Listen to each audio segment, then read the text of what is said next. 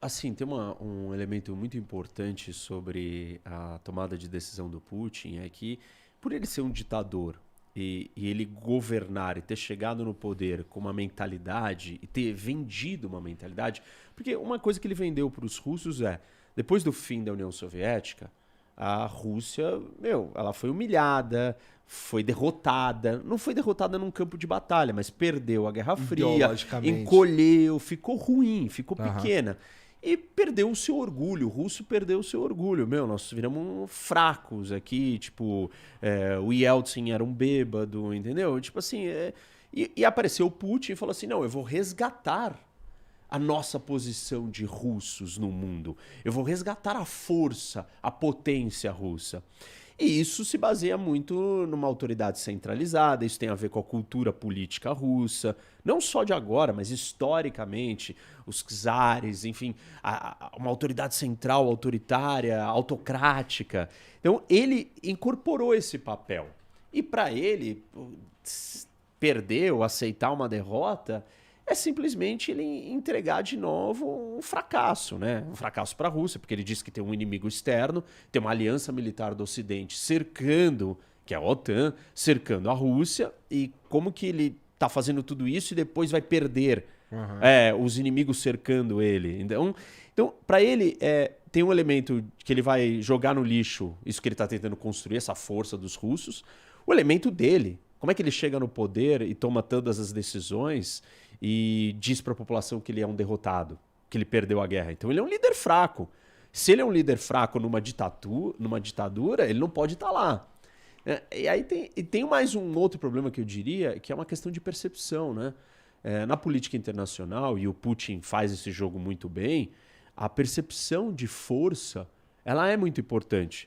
Por quê? Simplesmente nós não temos leis no mundo. Tem regra. Nas relações entre os países. Isso, a gente vive em anarquia. O Aham. mundo vive em anarquia. Ou seja, quando você está em anarquia, você não tem ninguém, você não liga para a polícia, vem me salvar aqui. Não tem polícia do mundo. Tecnicamente, legalmente é constituída. Então, você precisa ser forte, porque você só tem a si mesmo para se proteger.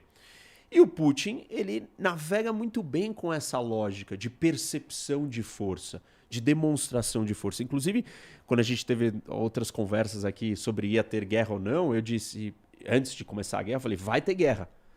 Porque era muito óbvio para mim que o Putin, quando ele mobiliza 200 mil soldados na fronteira de um outro país, ele não vai blefar. Porque ele sabe que se aquilo for visto como um blefe, as ameaças dele futuras não vão funcionar. E na política internacional, percepção, demonstração de força, capacidade de ameaçar e você ser levado a sério é extremamente importante num ambiente anárquico, que é cada um por si, salve-se quem puder. Então, para o Putin, assim, ele assumir um fracasso em todos os sentidos. Inclusive mostrar uma fraqueza gigantesca para o resto do mundo, a ponto de falarem assim, vamos espremer mais a Rússia. Vamos deixar eles numa situação ainda mais desconfortável. Então, assim, não tem saída. O que eu acho que aconteceu até agora e que a gente não fez, o Ocidente não fez e que eles deveriam fazer. Deveríamos incentivar a Ucrânia a ganhar a guerra. Isso não foi feito. Até o momento, tudo que aconteceu a Ucrânia não pode perder ou a Rússia não pode vencer. Mas nunca ninguém virou e falou assim, Ucrânia, vai lá e expulsa os russos até o final. Tira eles do seu território. Isso não foi feito por uma série de razões. Vamos elaborar isso mais ao longo da Aí conversa. esse arrombado estoura ali uma bomba atômica. Então, ali. essa é uma das preocupações. Por isso que não foi feito isso. Só que, conforme o conflito vai avançando, a Rússia só vai recuando e só vai perdendo território, soldado, equipamento, e está cada vez numa situação mais difícil. Então, talvez seja melhor, de uma vez por todas, o Ocidente dar um empurrão a mais para a Ucrânia para ela ir lá e acabar com o conflito.